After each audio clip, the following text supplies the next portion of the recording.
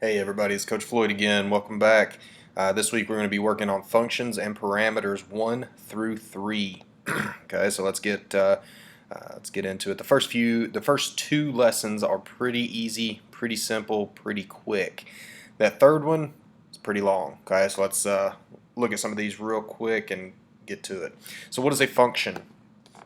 As you can see, it is one of the most important topics we will cover. If you want to get into programming and don't know how to write a function, you will not get a job. Okay, so functions are very, very, very important. It makes our code easier to understand. It breaks it down. For example, I have a program that I wrote that is a game of checkers.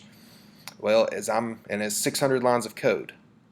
If I am trying to run my checkers game and I'm having a problem, and let's say a red piece will not, I'm not able to pick up a red piece when I should be able to, instead of searching 600 lines of code for that specific problem, I can go to my function that is named pick up red piece. And I know that there's a problem within that function. So instead of looking at 600 lines, I could look at maybe the 20 lines of code in that function. Okay, so it's very, very important, makes it easier to understand, breaks it down, and it's also a lot easier to troubleshoot as we go through. You can also avoid writing repeated code by using functions. What this means is instead of writing the 4 lines to make a circle 10 times, I could write it one time and just make a call to it 10 times. You'll see what I mean by that here in just a minute. So here's an example of some similar code. They do the exact same thing, except it's using just different variable names. So instead of doing this, we can make a generalized function that just takes in a number, doubles it, and spits it back out. Okay? So if I had a function called double number, and I put in a 5, I would get a 10. If I send in an 8, I would get a 16. So it works on anything. Okay, any number that I send in. So how do we write this? Well, if I send in an x, I would get 2x. So how do we write this? We write it with parameters. So here is our generalized. So functions are always meant to be generalized. Okay, that just means they use variables so that numbers can be plugged in and they can address any number, any answer. So I always start my function with the word function. Always, always, always. Then I name it, just like I'm naming a variable. Okay, so I use that lower camel case. I want to be descriptive of what my function is going to do. In this case, we are doubling a number, so I name it double number. For example, in my checkers game, the function that picks up a red piece is called pick up red piece. Okay, so I can name it and be specific so I know exactly what I'm looking for. Right here are my parameters. My parameters are variables that come in from outside of the function. So I have to put a variable here to hold that value. When I come down here, I do 2 times whatever my value is, store it in doubled x, and then print doubled x. Now, in order to call it, then I have to use the name of the function, and I send in the value here. Okay, so there's 2 parts to a function. There's the function definition that does not go in the start. It is its own function, and I'll show you that in just a second. You never put a function definition inside the start. However, in order for it to run, you have to call it from inside the start. So let's look at how this would work. If y was 11, I would say double number y. It would send 11 into y is going to get passed into double number, so I get back 22. I can send a variable holding a value, I can send a value, I can send anything. Okay, so here is your first exercise for this first lesson. Write a function to square a number. Squaring a number means multiplying it by itself. Then make several calls to that function in your start function to test it out. For example, here's a call. So your function must be named square. Well, when you click go, they have actually written this out for you.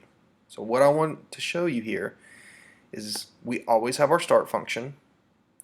So your function definition, what you are coding, goes right here. They have written this part for you. Notice that this is after our start. It's on the same indentation, same level. Here is our call, okay? Basically, a call should be able to lay on top of this, right? So square's the same, square's the same. This value goes into this variable. So now down here, we're not using the 5, we are using the x.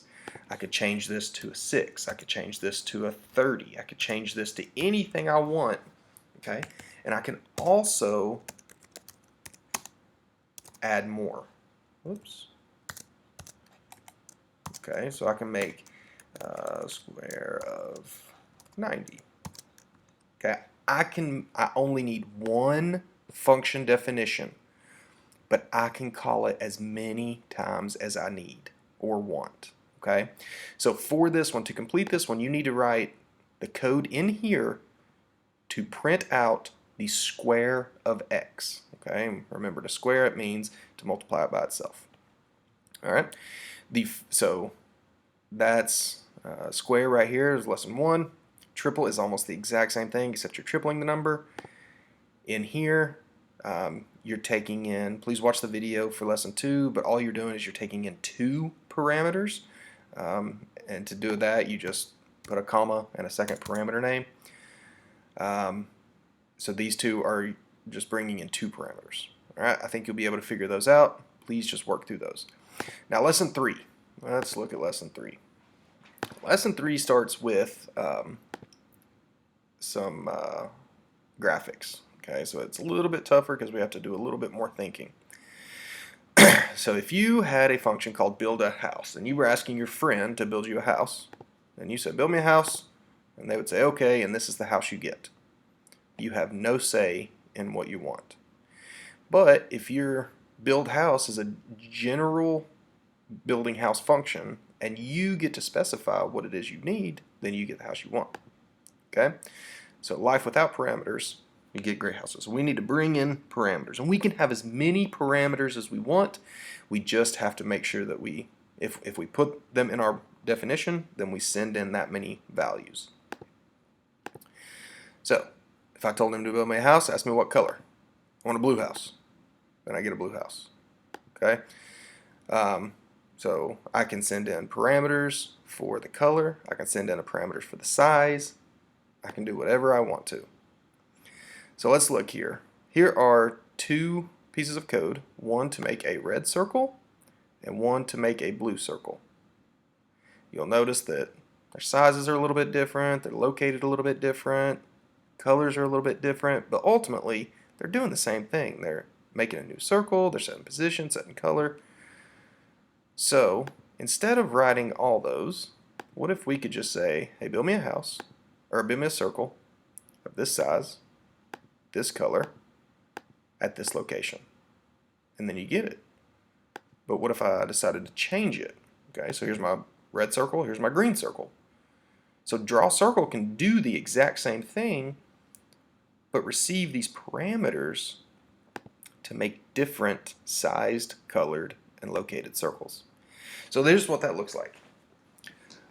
You'll notice that it's the same exact thing. I'm creating a circle, new circle, circle.setColor, circle.setPosition, add circle. These are the same 4 lines that we have always done, except instead of giving it a specific radius, I use my parameter variable.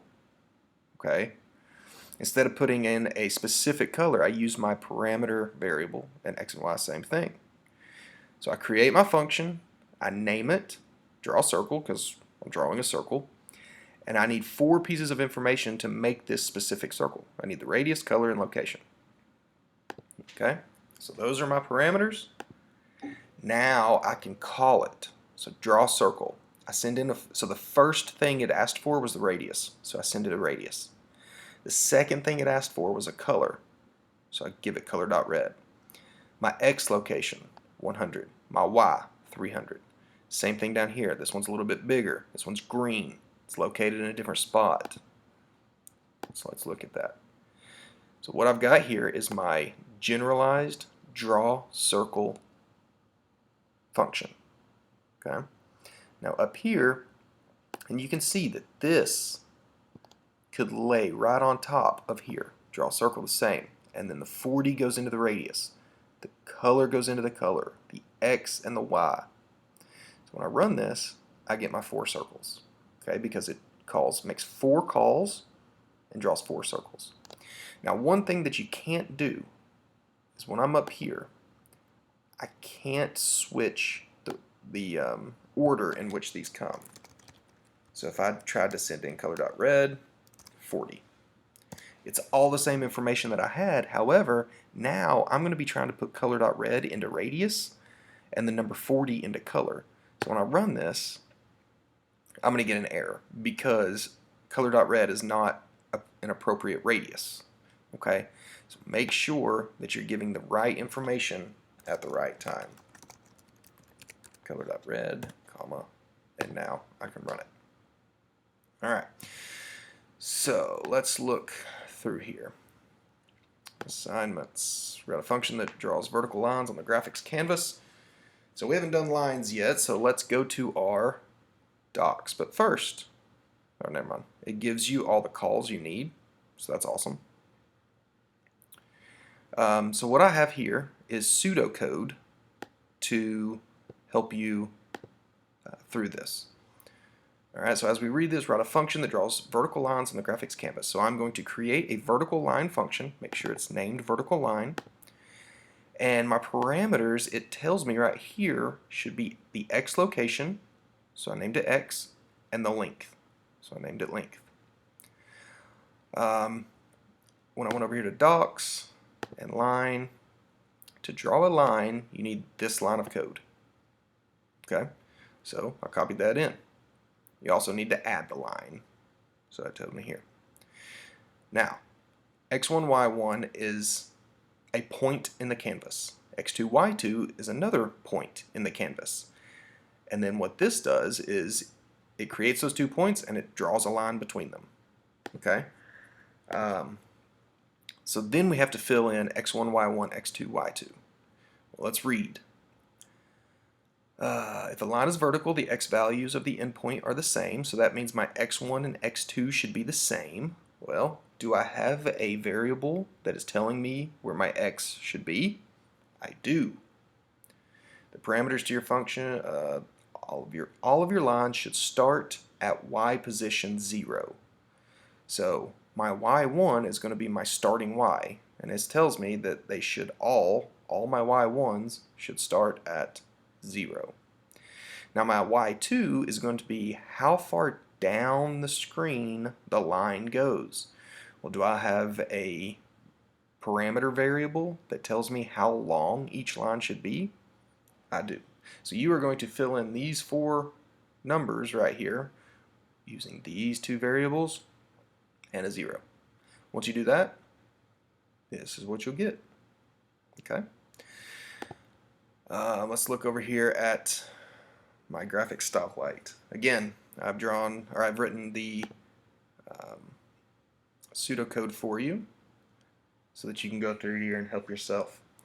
First thing I need to do is call the draw rectangle function and send 5 parameters. So I'm drawing this gray box first. So draw rectangle takes in a width, a height, a color, an X, and a Y. So create a rectangle at width height. Okay, I'm using these variables. If you don't remember how to create a rectangle, go to your docs, set its color to gray. Okay, well here's the color. Position it in the center of the screen. Okay, so when I send in my parameter, I need to center. Okay, so I need to send in, get width divided by 2, and then I need to adjust it a little bit because I got to move it over, move it left by some, and then move it up by some when I set my Y. I'm going to add it to the screen. Then I'm going to steal that draw circle function from the example over here. I just went in there, copied it, pasted it. Anytime CodeHS gives you code, use it. Okay? If they give you code, you can use it. Now, I'm going to call draw circle and send in 4 parameters. So let's say I do the yellow circle first. Okay? I also need to be reading up here to help myself. So my first parameter I would send it would be light radius. The second parameter is the color. If I'm doing yellow, color.yellow. My X and Y. The yellow circle, it tells us, is in the middle of the canvas. The red circle is in the middle of the canvas and then moved up by distance between lines. Same thing for the green, starts in the middle and then moves down. Okay? So this is the pseudocode to help you as you go through that. Again, if you get stuck, please, please, please don't just quit. Try it. If you have something, where you're stuck, send me a message and let me help you. The pool table. Okay, I am doing the same thing. Okay, I'm trying to make these balls right here. Okay, so I'm using these calls up here in my start function. Draw pool ball, what I did was I went again and stole the draw circle function and I put it in here. Alright. However, I'm not using radius as a parameter this time because it's a constant variable. So I'm just pulling it down here. But then I have the color, the X and Y, and the circle. They actually, because of all this, it's really kind of done for you. The part that you got to do is draw the number on top. So now I'm going to create another function, call it draw number. In order to get the number, I have to receive it. So this is the number that goes on the ball. It gets sent into my draw pool ball. But draw pool ball doesn't use the number. So I have to pass it again over here. So the number needs the number that it's trying to type, the location, okay, of the ball, because it has to be on top of the ball. So I have my draw number, num, xy, there we go. So I'm going to create the text that displays it. Again, go to your docs, text, it's a new piece of text. My label is my number, okay, set my position at xy. It's going to be colored white. I'm going to add it. Okay, so attempt it. Again, you have all week, so attempt it. If you get stuck, let me know. The cityscape. This one is a little bit difficult. Here we go. I'm going to draw these buildings. So I'm going to create a function. I should take as parameters the width of the building, the height of the building, and the X location. Have it. Boom. Then I need to create a rectangle that is width, height. Okay, using width and height. Set the position at the X position, and then my Y should be at the bottom of the screen. Now, I have to go to the bottom of the screen. However, once I go to the bottom, I have to move it up in a negative direction to get the building on the screen. Okay, so when you just put get height, that would put your building like right in here. So that I need to move it up by the height of the building. Okay. Then I'm going to add it to the screen. Then it says if the building is taller than light required height. So if the rectangle is taller than light required height, then I'm going to create a pole. So I'm going to create another rectangle that is 1/6 the height of the building. And it tells me that I have a pole width. So here's my width, here's my height. I'm going to center it on the X direction. Okay, so I'm still putting it at X direction. Again, I have to take it to the bottom of the screen and move it up, similar to how we did with the snowman in the first unit. Then I'm going to add the pole. And last, I'm going to create a green circle that sits on top of the pole. Okay, so using this code, I want you to attempt it. Again, if you get stuck, please let me know. I hope you have a good week, and please ask for help if needed. See ya.